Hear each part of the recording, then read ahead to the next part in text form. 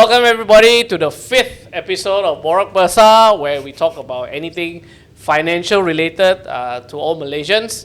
But today we have a very special guest. We have HY here from Do It Now. Welcome to the show. Welcome. Do it. Oh, do it, not now, right? No. So I keep thinking do it now, sorry. Everyone has been calling me Do It Now. Sorry. And we have Mr. Chuck here, who is perfectly great at being the average guy, asking average questions. Yeah. All right. Today we're actually going to be talking a couple of things. We're going to talk about diesel prices, obviously. We're going to talk about EV cars. We're going to talk about what's going on in Thailand. All right, so let's get started. And of course, the first topic that we should talk about today is the one that everyone is talking about, which is diesel. Sorry. What is this? Wrong.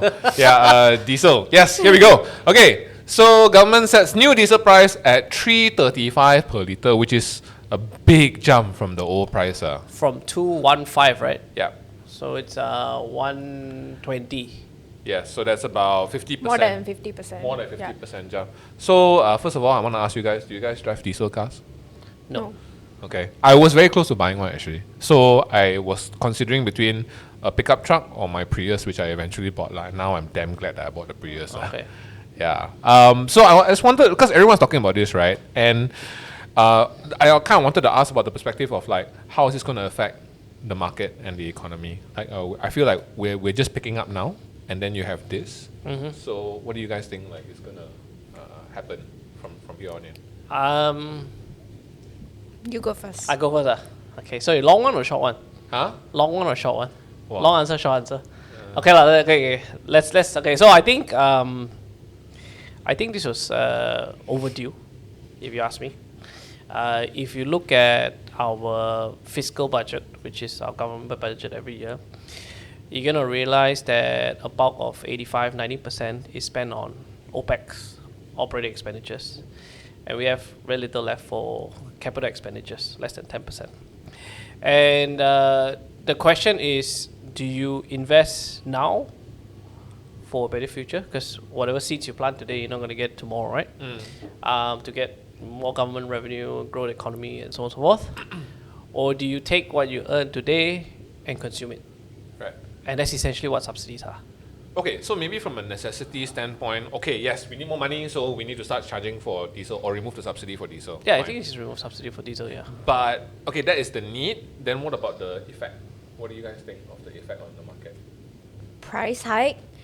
I mean, we have been expecting this for so long, from the electricity subsidy removal, and then chicken and eggs, and then this diesel. And then government has been subsidizing all the people for quite some time. Last time it's because of COVID, where you need the economy to move, you need the money to flow in the market. But now when economy recovers, you cannot expect like government have to keep spending this money. Government no money already, right? You cannot do this forever. So we will expect this price hike. But the part that I don't understand is why they don't remove both diesel and RON 95 together. They do it like 2 times.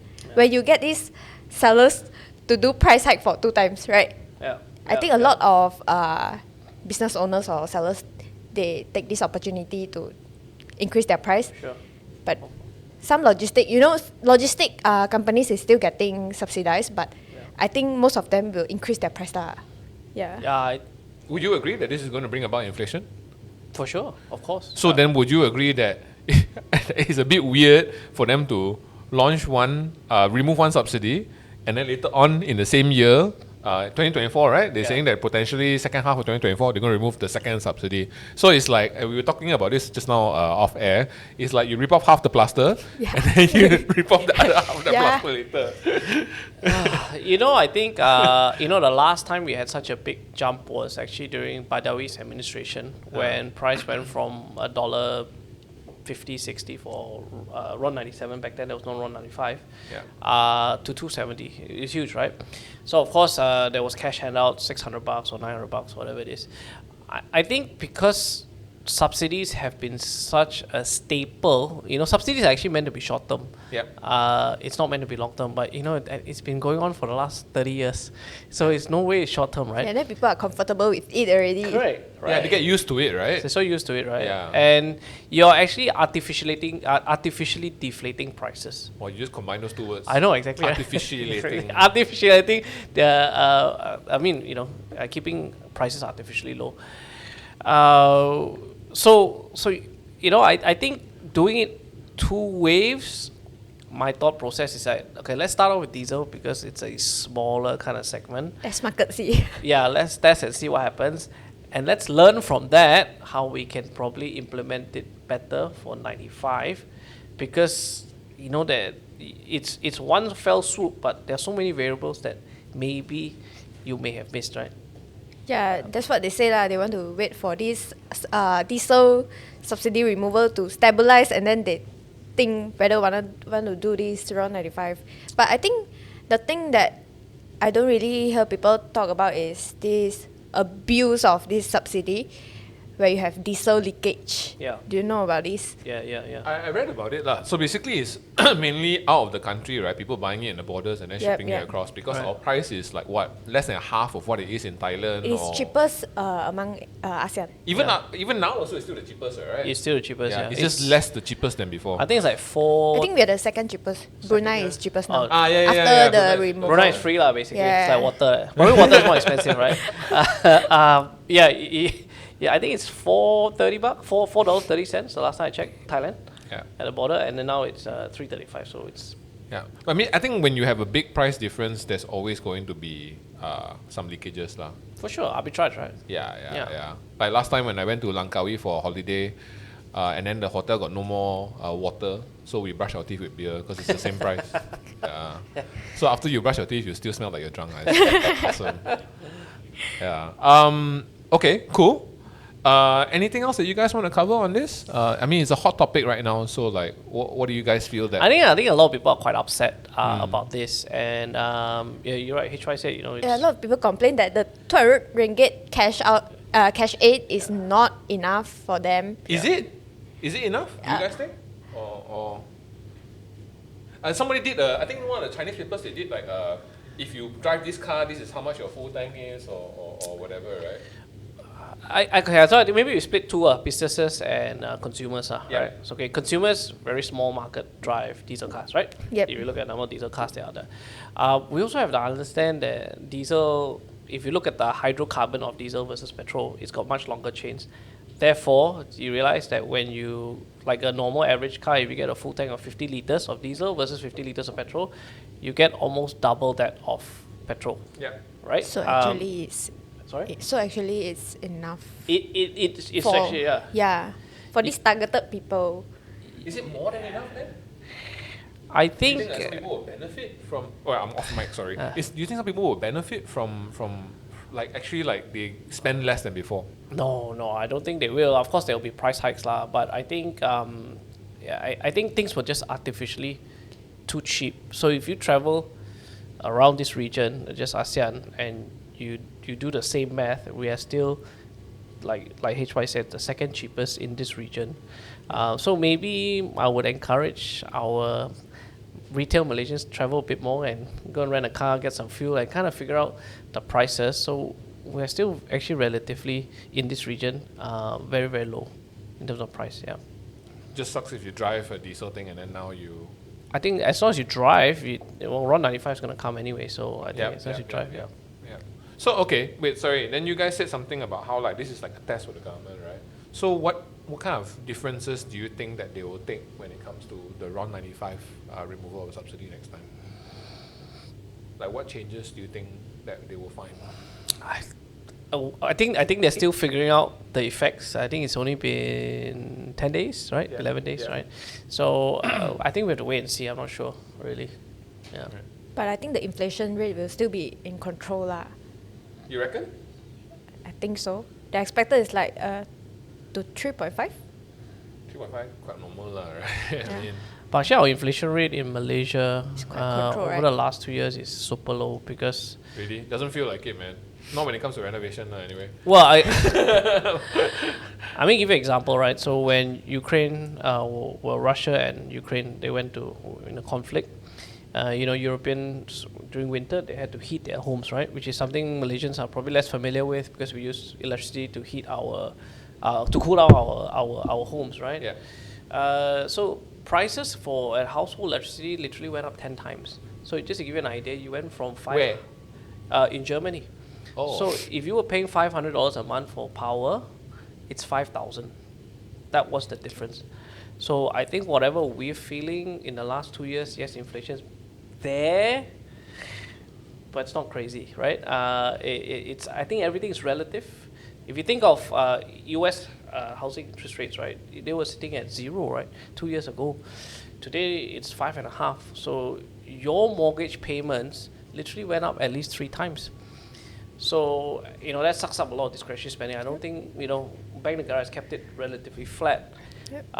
In terms of our interest rates, because imagine if it even went up double, I think you're gonna feel that even more.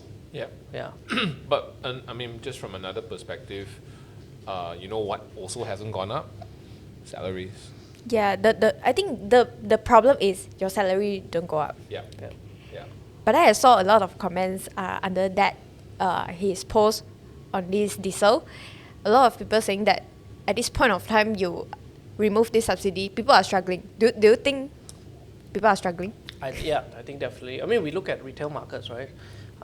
It's quite soft. So a lot of discretionary spending has definitely come off for sure, the peak, right? So I believe, yes, a lot of Malaysians are definitely feeling the pinch for sure. On that note, please take our survey. Go to bit.ly/IkatPerut. We have an Ikat Perut survey because we actually want to find out more about how Malaysians are dealing with this income squeeze that we're seeing right now, right? Yeah. Help us understand. Do you guys feel it personally? Because I feel it for my renovation. I don't know, but it's a very T20. Okay, fine, renovation, right? Wow, you got a house, so I can renovate. Do you guys feel the inflation nowadays? Yeah, of course. I mean, I think if you live in the city, it's also lifestyle dependent. Where are you feeling it?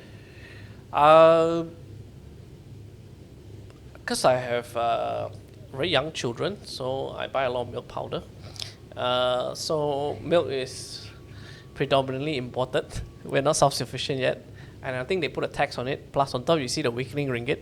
So, definitely, if you see those household items, definitely have gone up, like imported stuff. Right. Yeah. I'm quite a salesperson. I'm a bit privileged in this, so I don't really feel it. I don't feel any inflation. No feel. Thanks for all these people that buy me food, so I don't feel it. Okay, so it's the people that buy you food that are probably feeling it more, lah. Probably. Okay, after this we buy you lunch. So he's going to buy you lunch. Okay. Huh? Really?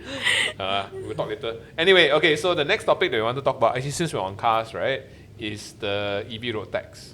Okay, so I think up until this point, EV owners have had a bit of a holiday, not paying road tax, and then now... Till 2026, right? Yeah.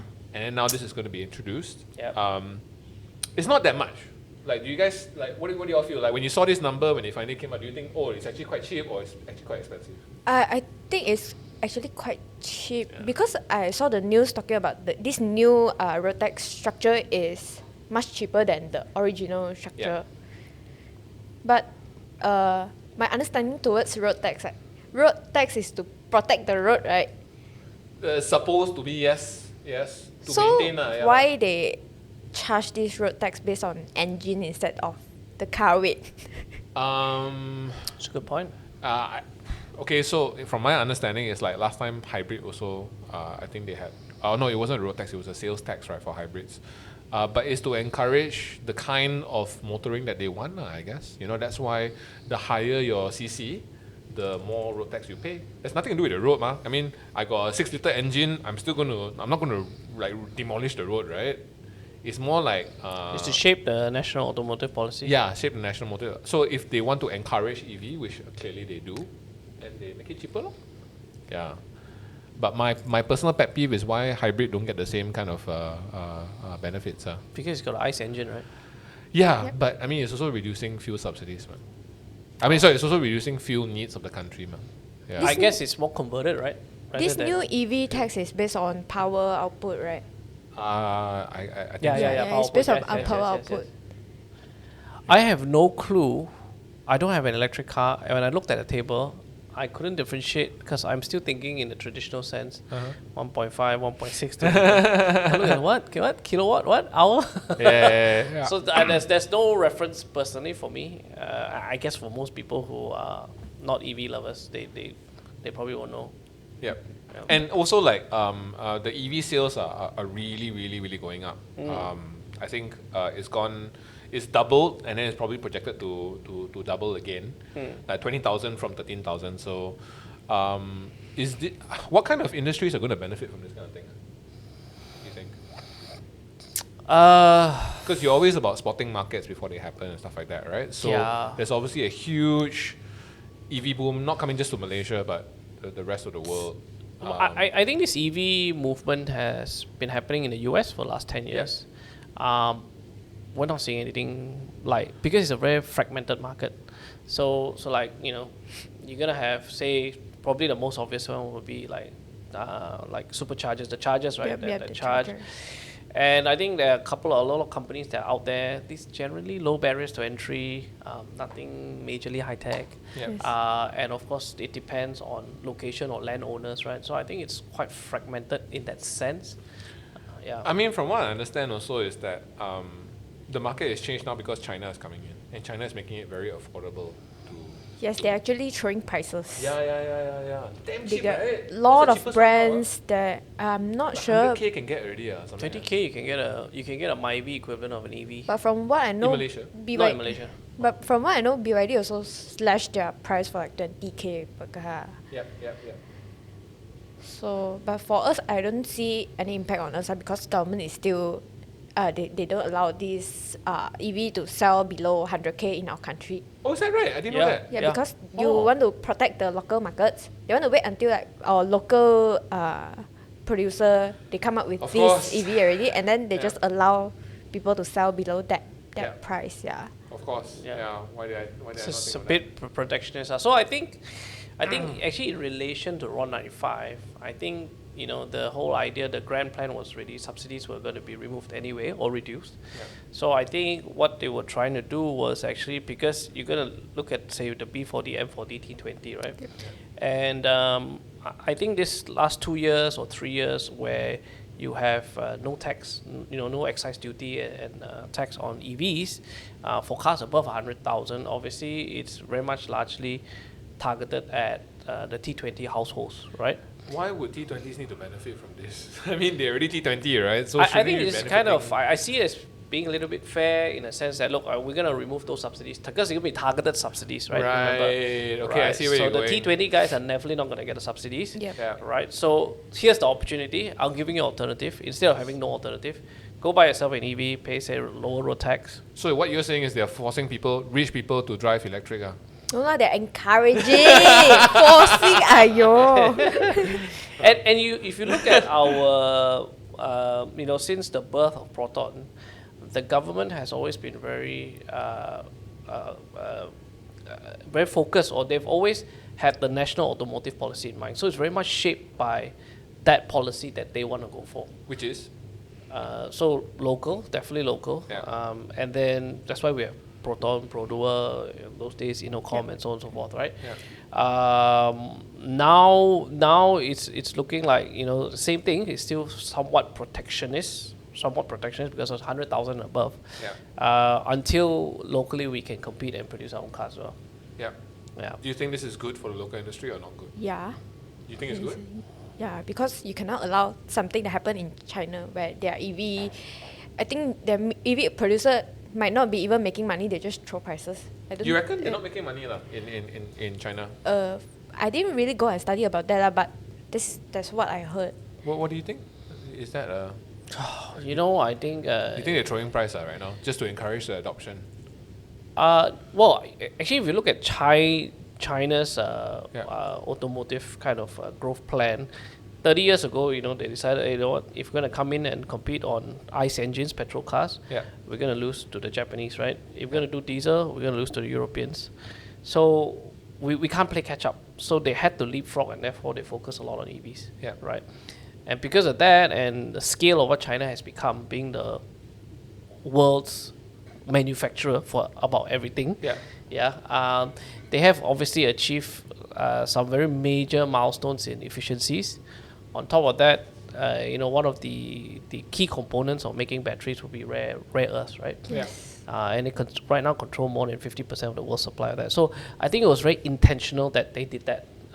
So they probably could be making less profit. I don't know whether they're profitable, whether they're dumping. Hard to say, actually. Because all these parts that they need to make up this car, they still need to get the supply from others. Not like BYD, they do everything themselves. Yeah. So that's the issue lah. But for our local markets, I think they're trying to attract people like Tesla to come and build all the infra first, so that we don't have to build it ourselves. Yeah. Yeah. Yeah. The same lah, the CKD and CBU thing lah. No, I think these are all CPUs. Yeah So, lah, yeah. But I think they will try and introduce that component where, because you see, we are Malaysians buying these vehicles, right? Yeah. And we're not a small market. It's 700,000 a year, quite sizable. New cars that are sold a year. Yeah. It was 500,000, 550. Now last year was 700,000, right? Also quite significant. So if you are only dependent on foreign manufacturers that kind of make the profit and then move it back out of the country, Yeah. I think what the government is trying to do is try and keep it very much still within the economy so that there is velocity. Yeah. And local companies that kind of benefit from this would be your automotive manufacturers aside from that? Not sure who is doing all these charging stations. Charging stations. Are there any local companies like? Cables. Quite a lot, actually. I think quite a lot of local companies have gone into Yeah. it. Yeah, quite a few. But probably not very significant yet. Yeah, yeah, not significant. Fragmented also, very fragmented. Like here do a bit, here do. I mean, Yeah, everyone's yeah, kind of doing yeah. it. So you're not getting one single guy who's going to be, I'm going to be the. So you need more of the a provider. monopoly to see that kind of movement, is it? Or? Yeah, I think not so much a monopoly, but Big guys lah. yeah, but this is quite low barriers to entry. Right. Yeah, so it's a bit hard. Okay, interesting. We'll probably take one more topic before we go for a break. Let's talk about some good news. Ooh, yay. Okay, so Maybank is seeing that the ringgit is going to go up to 4.6 by year end because the ringgit's been taking a beating at 4.9, is it, for the longest time? Or 4.8 4.8? plus, yeah. 4.8 plus That now. was a- that was 4.8 a- plus. was, I think. Yeah, so I know you have very, very strong thoughts on currency. We've talked about it quite a few times It's like, before. I told you so, right? Yeah, were you planning to go on holiday anytime until the end of the year or not? Like, What to do with this? cheaper lah! You go Japan, even cheaper, right? It's not cheaper by a lot lah. Yeah, fair enough. But it's good to see lah. Okay. Do you guys think that it's a market correction or it's Now it's we're actually recovering. I know you think it's engineered lah. You always think it's engineered one, right? No, I don't think. Look, Really? okay. Is it really ringgit strengthening or is it the US dollar weakening? Yeah, there's a question mark. Okay. And I think it's the US dollar weakening. And Right. we are expecting fewer rate cuts from US, then I don't think MOR will be strengthened by a lot. Yeah, so I think if we're going with that, you're right. I think that's going to be largely dependent on Federal Reserve cutting those rates, and then we're seeing more people selling USD for other currencies. Then you're going to see appreciation, not just in the ringgit. I think most other currencies will see that as well. Right. Do you think there's a point where we'll finally stop like comparing to the USD and start comparing to like renminbi more Bitcoin. or Bitcoin? Yeah. No, not in our lifetimes. I don't think so. You don't think so? I think it's quite hard. Well, it takes time. It Yeah. takes time because at the end of the day, it's about acceptance, right?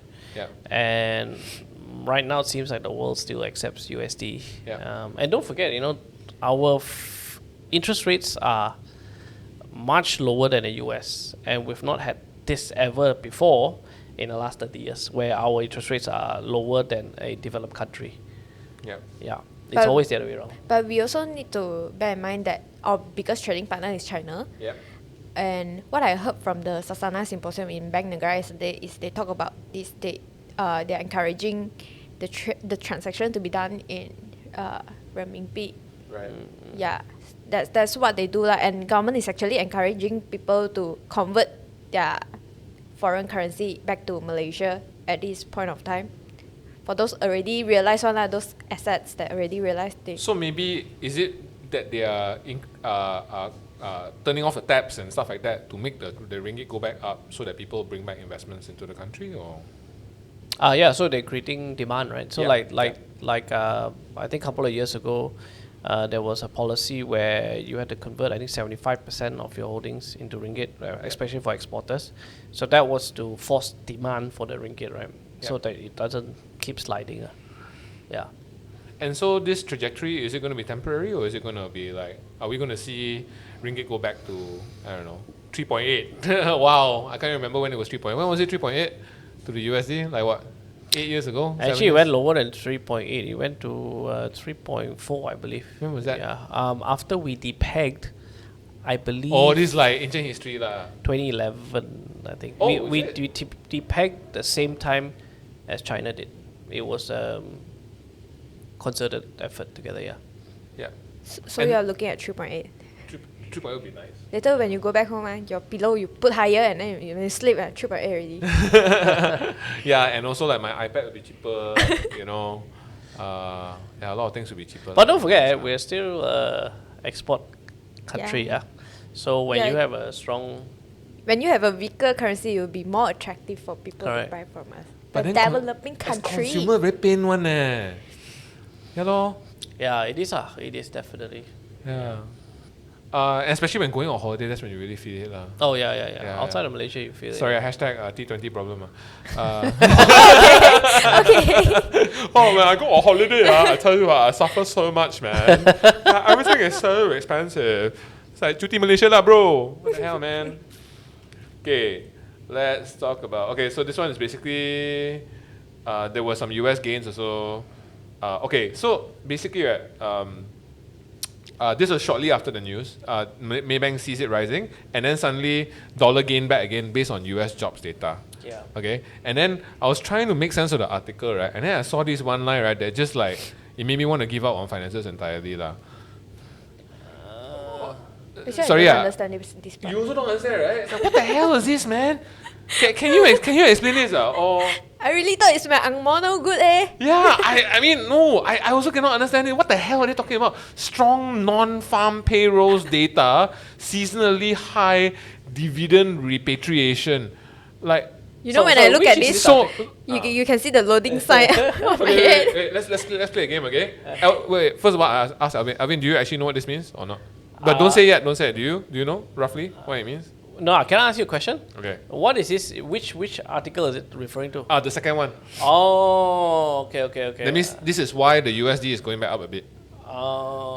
Okay. So then me and HY are going to try to guess what this means. Okay. I'll go first. Okay. It means farmers are being paid more, and this is the time of year where everyone is paying dividends to their stockholders. Okay, that's my guess. Your guess? I'm still loading. It says rupiah fall, and then it talks about high dividend repatriation. What's that? I don't know. Yeah, what's repatriation? I also don't know, you know. Okay, Alvin, go. Explain this to us. So when you look at jobs data, Ah. there have been very different definitions that the central bank have been using. Okay, so when they say non-farm, I believe what it means by seasonal workers. Oh, non-farm. Okay, Non-farm. so yeah, not so non-farm. which means that that jobs data lah, like steady jobs are basically, right? Why they exclude farmers? Seasonal ma. It's not 20. It's not 12 months a year. It's not a permanent. It's not a permanent position. Okay, I mean, like Malaysia's like Laolin, right? Durian, right? Okay. So it's not 12. If you're gonna have a job, it's not for 12 months, right? So you know how for You mean- certain seasons they have to hire workers to come in, pluck all and harvest Yep, and yep. then out, right? Yeah. So I believe that's what they mean there, and high dividend repatriation, because now it's saying that You can't even pronounce the word.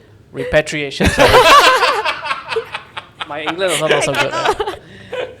that rupiah has hit a 4-year low because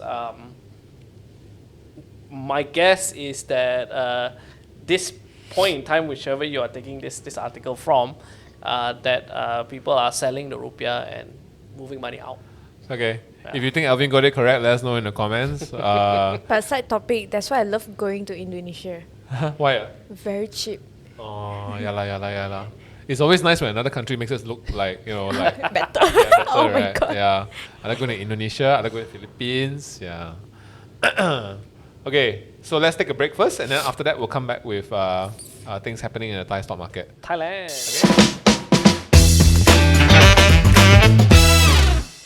It's looking bad. So this news just recently came out. I think today only or yesterday, right? The Thai stocks are plummeting due to some political instability. I think you talked a bit about it just now. Maybe just a TLDR, what is going on there politically? I think there is the opposition won, Yeah. and what we've been reading is that the foreign investors are fleeing because whenever you have a change of government policies, there is a fear, not that it will, but there is a fear that there will be a change in policies. So you're saying opposition won, and then all the people with money zhao low. Yeah, foreign investors. Foreign investors. This sounds very familiar. Why? This is what happened in our market for the past few years, right? So is it the same story happening again, or? We don't know. It's just literally, I think, in the last 10 days that's been we're seeing this, and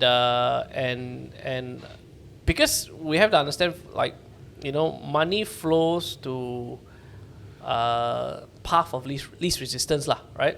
So whenever Water. Yeah, like water, right? So if you look at foreign investors, they don't care whether you are communist or non-communist or whatever it is.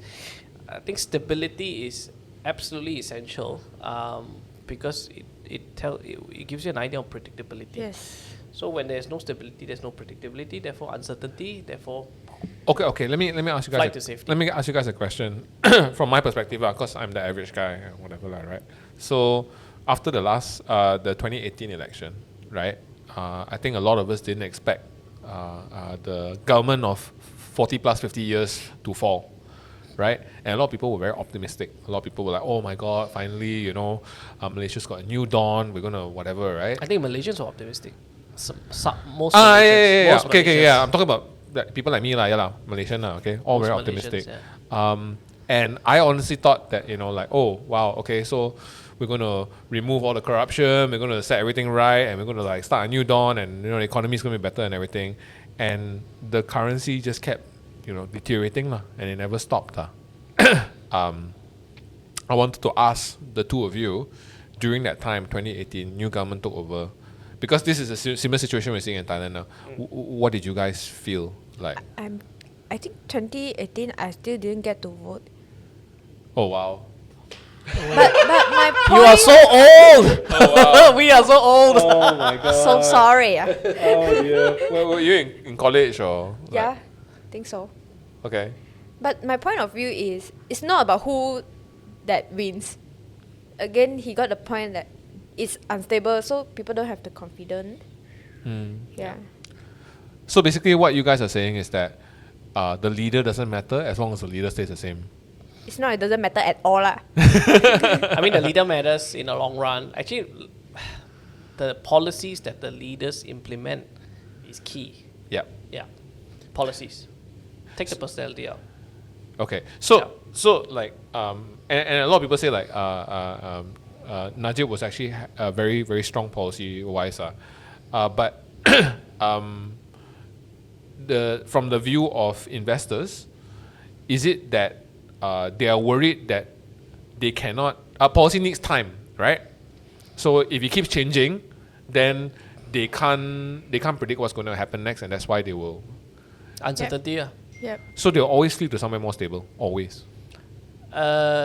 It's a key risk, for sure. It's a key risk if you're a foreign investor, because of where you're coming in, and then you are hoping to make a profit, and then you hope to get out. So that means something like this, will it make the Malaysian stock market go up? It will make us more attractive because we are now should stable already, ma. Do you agree? I think it's more isolated to Thailand. Okay. I don't think Indonesia is going to be affected. Will be or affected Malaysia. much, yeah, no. I don't think it's a very much isolated. I've seen comments where they say, oh, it's 1997, 98 all over again, because that's when the Asia financial crisis hit first with capital controls from Bangkok, and then it flowed to the rest of the region. But that was a very different time. Okay. Yeah, I think this will be more isolated. But then you say it flow like water, ma. So water flow to, nearby places, ma. But doesn't mean no they wrong have also. to. No wrong also. I mean, yeah, but they don't necessarily have to come to Malaysia or Indonesia, right? Maybe they go back home, wherever their home is. Maybe for those tech giants that they're looking at all these Southeast countries, Yeah. maybe they will look at us lah. If they don't want to go to Thailand, we are the nearest one, ma. We're the closest Yeah, one. and they're already looking at us, right? Yeah, I think we're attracting quite a fair bit, yeah. You guys actually mentioned a few stocks that you all invested in from our fund. I think Johor was one of the main One of the areas, main right? themes that, yeah. Because the water stopped flowing in data centers in Singapore, so literally flow to Yeah. Johor, lah, right? Yeah. Yeah. That one is flow from Singapore to Johor, not from Thailand to Johor. Yeah. Yeah. So, okay, are there any other areas that that investors should be looking at now that Thailand is a potential instability opportunity here? Is there like? I think one sector that is a bit overlooked at the moment, and for the right reasons, is tourism. Okay. I think that's one of the sectors that are, for the right reasons, the data does not show any improvement or major improvement. Yeah. Because post-COVID, that big boom, and then you came back, and Thailand's also suffering quite a fair bit because Yes. a large part of their GDP is also tourism, right? A bigger part, I think, right? Large lah, but not like. I mean, it's significant enough to matter lah. Yeah. So I think with this tourists. So we were one of the 6 countries last year to be visa-free from China. Because if you have gone to China before, the process of getting that visa and then you have to pay extra for fast track and all, it's quite painful. And recently they've extended from 15 days visa-free to 30 days. I think that is quite a positive development. And what I noticed from my Instagram is like, during holidays, everyone in my Instagram, my friends, they're all in China. This is what I actually noticed because of the Yunnan suddenly Then our become very friend famous. also went to China recently. Yeah, our friend. That's what I noticed lah. Because it's easy now, lah. Yeah, you don't have to apply for visa. Less friction, right? But I think the inflow. So we're 36 million population. Like we're not even. Our whole country is maybe a very tiny city in China, and you've got 1.4 billion potential customers To come. They may want to come, right? Yeah. So I think it's positive. Okay, moving on to the next topic. Let's go on to. So I saw this article. I don't think it made a huge impact, lah. Like not a lot of people were sharing it, but it just struck me as very strange because, as we all know, SST went up from 6% to 8% earlier this year. Yeah. And then hotels. This is a hotel association of Malaysia or something like that, right? They're saying that, wow, hotel prices are going up 30%. And I'm like, SST go up 2%, but hotel prices go up 30%. What's going on here? I have no idea on this. Alvin? Okay, so if you look at this survey was done a while ago. So What survey? on 5-star hotel room nights. So 5-star, same chain, say Shangri-La or Ritz-Carlton or whatever it is, right? We're actually cheapest in the world. Is it? In the world? In the world. Yeah, legit. I personally always feel that Malaysia's hotel are overpriced. Yeah, like Indonesia or If this no, price, Indonesia's more expensive. you can live in a 5-star hotel in maybe Thailand or Indonesia, but not in Malaysia. I don't know, my personal view lah.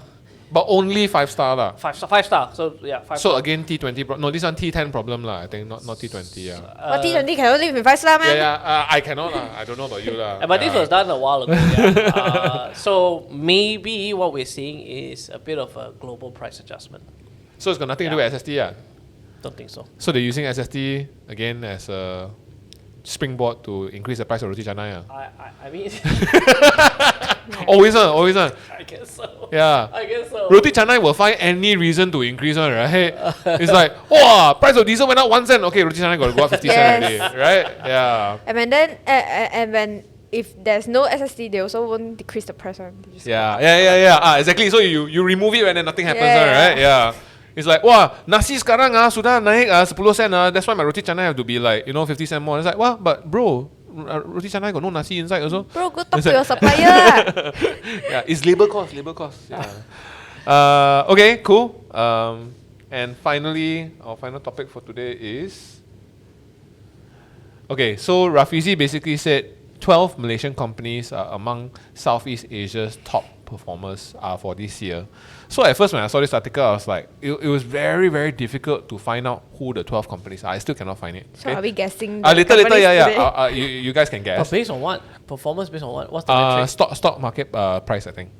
Or stock market price? Yeah. So then after that, then I went to Google it, and then I found that there's actually I think a CNN guy that said it earlier this year. Yeah. Yeah, and that's when I found out that it's stock market related lah, what he's talking about lah.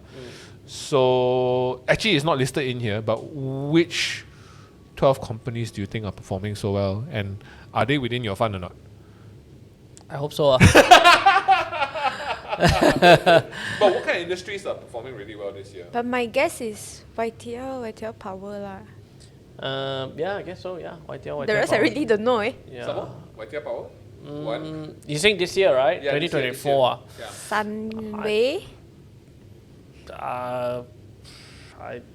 Maybe a lot of Oh no, it's not in your fund. property What of you counters. making like the face like... I don't know. Like step on dog shit like that. I don't know which is a 12.